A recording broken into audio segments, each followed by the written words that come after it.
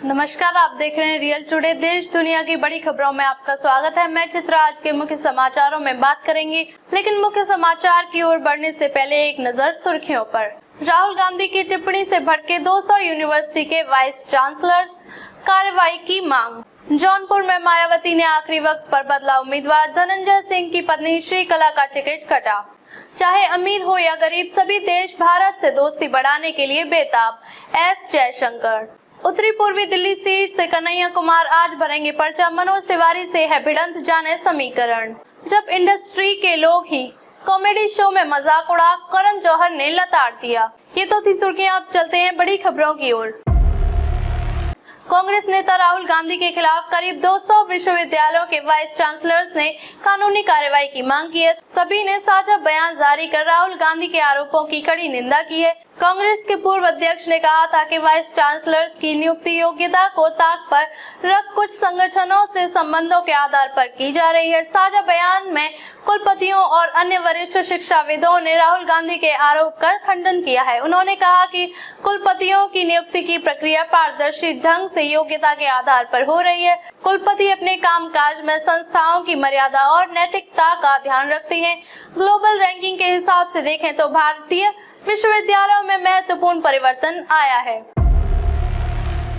लोकसभा चुनाव के बीच जौनपुर से एक बड़ी खबर सामने आई है। बहुजन समाजवादी पार्टी ने यहां से बाहुबली नेता धनंजय सिंह की पत्नी श्रीकला सिंह का टिकट काट दिया है। आज यहां नामांकन की आखिरी तारीख है। इससे पहले मायावती ने यहां से उम्मीदवार बदलते हुए श्याम सिंह यादव को अपना उम्मीदवार बनाया है। बताया जा रहा है कि श्याम सिंह यादव दोपहर 1 बजे नामांकन दाखिल करेंगे। इस बात की पुष्टि श्याम सिंह और बीएसपी के जोनल कोऑर्डिनेटर ने की है। बीएसपी से टिकट कटने के बाद श्रीकला रेड्डी के पति और जौनपुर के पूर्व सांसद धनंजय सिंह अपने घर पर करीबी लोगों की बैठक बुलाई।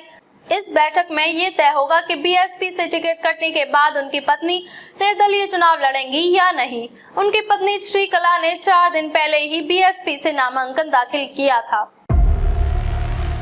उड़ीसा दौरे से दूसरे दिन एक सभा में विश्व बंधु भारत विषय पर बोलते हुए जयशंकर ने दुनिया भर में साझेदारी करने की भारत की क्षमता का जिक्र किया।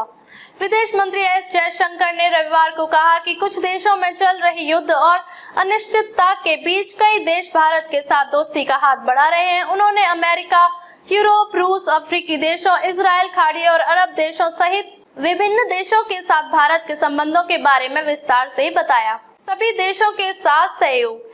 एस जयशंकर ने इस बात पर जोर दिया कि अन्य देशों में चल रहे युद्ध के बावजूद भारत सबका साथ सबका विकास के सिद्धांत पर आगे बढ़ रहा है।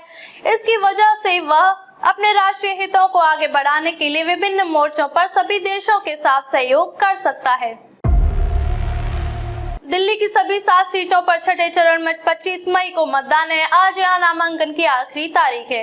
कांग्रेस उम्मीदवार कन्हैया कुमार आज उत्तर पूर्वी दिल्ली से पर्चा भरेंगे।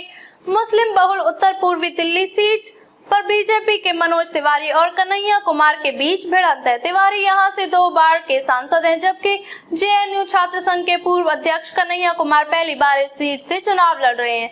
2019 में उन्होंने पहली बार बेगूसराय सीट से संसदीय चुनाव लड़ा था, लेकिन उन्हें करारी हार का सामना करना पड़ा था। 2 पूर्वांचलियों के बीच होने वाले इस मुकाबले में कौन किस पर भारी पड़ता है, यह देखना दिलचस्प होगा।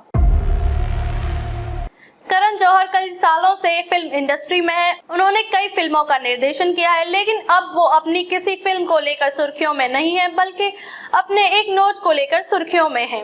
उन्होंने इंस्टाग्राम पर एक नोट शेयर कर बताया कि एक कॉमेडी शो में उनकी नकल कर मजाक उड़ाया गया। इससे उनका दिल बहुत दुखा है।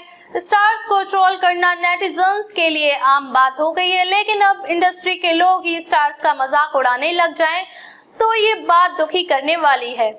कुछ ऐसा ही एक नोट डायरेक्टर करण जौहर ने अपनी इंस्टाग्राम स्टोरी पर शेयर किया है।